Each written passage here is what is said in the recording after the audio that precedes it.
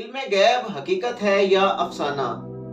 علم غیب کے متعلق نبی پاک صلی اللہ علیہ وسلم اور باقی اولیاء کرام کے متعلق کیوں اس موضوع کو ریلیٹ کیا جاتا ہے؟ علم غیب کی کیا حقیقت ہے؟ یہ کن لوگوں کو ملتا ہے اور یہ کیا ریاضت سے ممکن ہے؟ آج ہم ان تمام باتوں کو ڈسکس کریں گے اس ویڈیو میں۔ علم غیب سے مراد ہے انویزیبل، جس کو میں نہیں جانتا، جس کو میں نہیں دیکھ سکتا۔ ہم اللہ رب العزت کے تمام جو صفات ہیں ان سے بخوبی واقف ہیں۔ ہم میں سے کسی نے بھی اللہ رب العزت کو، نبی پاک صلی اللہ علیہ وسلم کو، جنت کو، دوزخ کو، فرشتوں کو اور تمام جو سزا جزا کے معاملات ہیں عالم برزخ کے حوالے سے، قبر کے بعد کے، ہم نے کسی نے بھی وہ نہیں دیکھے، لیکن ہمارا اس پر نہ صرف یقین ہے بلکہ ہمارا ایمان ہے، اور ایمان اس حد تک ہے کہ اگر ہم اس میں تھوڑا سا بھی شک شبہ رکھیں تو ہم دائرہ اسلام سے خارج ہو سکتے ہیں۔ مگر یہ علم غیب ہے، علم رہن، علم جفر، علم رمل، یہ سب علم جو ہے علم غیب سے متعلق ہیں۔ پتھروں کا علم خاص طور پر علم غیب سے متعلق ہے۔ آپ سب جانتے ہیں پتھروں نے بھی ہمارے پیارے آقا حضرت محمد مصطفیٰ صلی اللہ علیہ وسلم کو سلام کیا اور ان کی نبوت کو، ان کے نبی آخر الزماں ہونے کو تسلیم کیا۔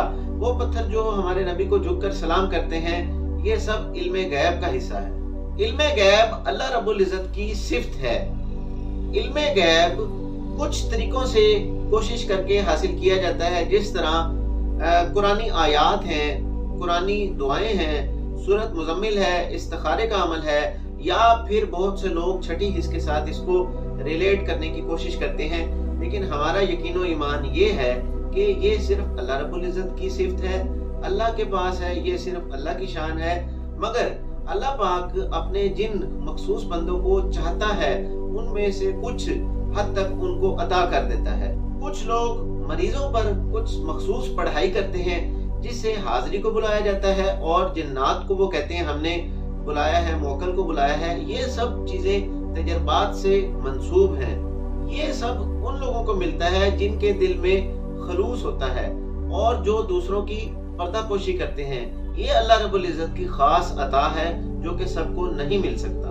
آپ کی عبادات، آپ کا روحانی معیار، درجات اللہ رب العزت سے جو آپ کا ربط ہے، تعلق ہے، وہ جتنا مضبوط ہے، یہ اس چیز پر ڈیپینڈ کرتا ہے۔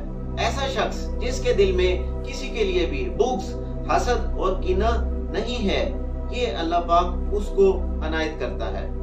آپ سب جانتے ہیں جنت، دوزخ، فرشتوں کا نظام اور قبر میں جانے کے بعد سزا اور جزا کے معاملات، جیسے کہ میں نے ابھی آپ سے پہلے ذکر کیا ہے، یہ ہم نہیں جانتے، یہ ہمارے لیے غیب ہے۔ لیکن اللہ پاک نے اپنی مرضی سے، اپنی خوشی سے نبی پاک صلی اللہ علیہ وسلم کو جاگتی آنکھوں سے سب کچھ دکھا دیا۔ اللہ پاک نے نبی صلی اللہ علیہ وسلم کو، جو کہ نبی آخر الزماں ہیں، سب کچھ عطا کیا۔ قرآن شریف میں حضرت موسیٰ اور حضرت خضر علیہ السلام کا واقعہ موجود ہے۔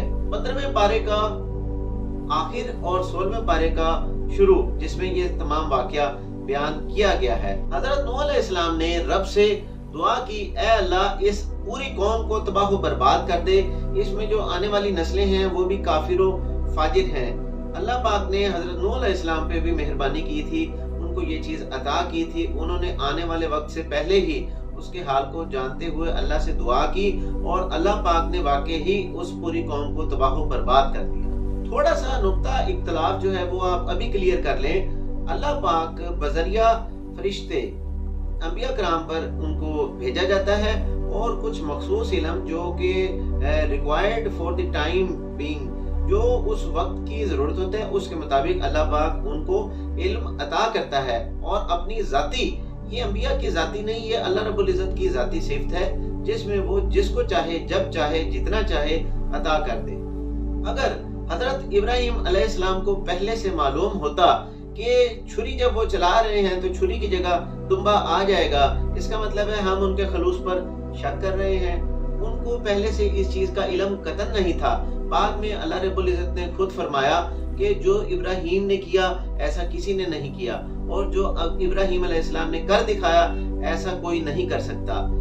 حضرت ابراہیم علیہ السلام کو جب آگ میں پھینکا گیا، ان کو اگر پتا ہوتا کہ یہی آگ میرے لیے پھول بن جائے گی، تو کیا ان کو آپ مانتے ہیں کہ پہلے سے اس چیز کا علم تھا؟ ایسا قطعاً نہیں ہے۔ یہ ان کے خلوص اور قربانی پر شک کرنے والی بات ہے۔ ہر معاملے میں اللہ تعالیٰ نے ہر چیز کا اختیار کسی کو نہیں دیا۔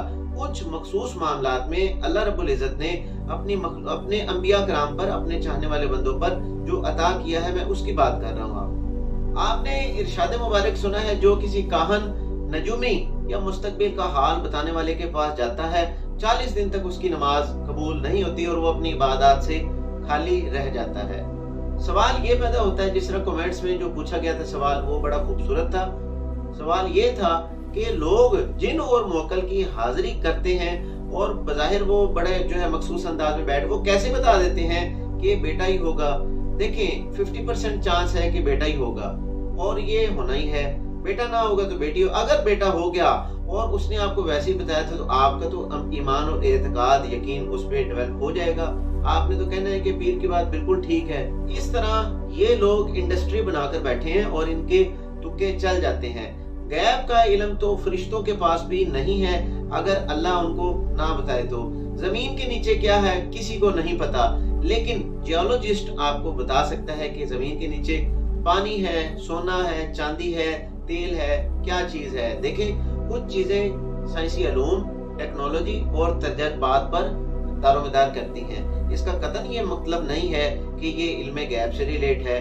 ہم اکثر چیزوں کو کسی بھی کرامت سے، جیسے کہ آپ نے میری پہلی ویڈیو دیکھی ہوگی، کرامت سے منسوب کر دیتے ہیں یا اس کو علم غیب سے منسوب کر دیتے ہیں۔ یہ سب بد اعتقادی والی باتیں ہیں۔ آپ میں سے کچھ لوگ شاید جانتے ہوں، میڈیٹیشن کی ایک بہت ہائی سٹیج ہے، ٹرانسینڈنٹل میڈیٹیشن۔ اس میں آنکھیں بند کر کے سب کچھ بتا دیا جاتا ہے، اور ہمارا یقین اس طرح وہ لوگ موہ لیتے ہیں کہ ہم خود حیران اور پریشان رہ جاتے ہیں۔ دیکھیں جیسے کہ میں نے آپ کو پہلے بتایا ہے کہ کچھ چیزیں تجربات پر اور علوم پر بیس کرتی ہیں۔ اس کا قطعاً یہ مطلب نہیں ہے کہ یہ علم غیب یہ شخص جانتا ہے۔ فوری اپنے مائنڈ کو اس کی طرف مت لے جائیں اور کوئی بھی ایسی اس کے متعلق رائے مت قائم کریں۔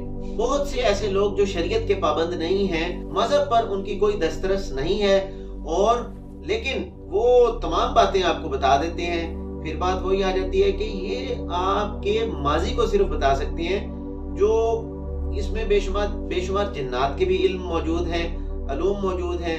یہ ان لوگوں سے معلوم کرتے ہیں آپ کے ماضی کا حال، اور اس کی بیس پر آپ کو سب کچھ بتا دیتے ہیں، لیکن مستقبل کی کوئی بھی بات آپ کوئی نہیں بتا سکتا، کیونکہ یہ ہمارے ایمان کا حصہ ہے کہ ایسا علم اللہ نے کسی شخص کو نہیں عطا کیا جو کہ شریعت کا پابند نہ ہو، جس کی کوئی مذہبی دسترس موجود نہ ہو۔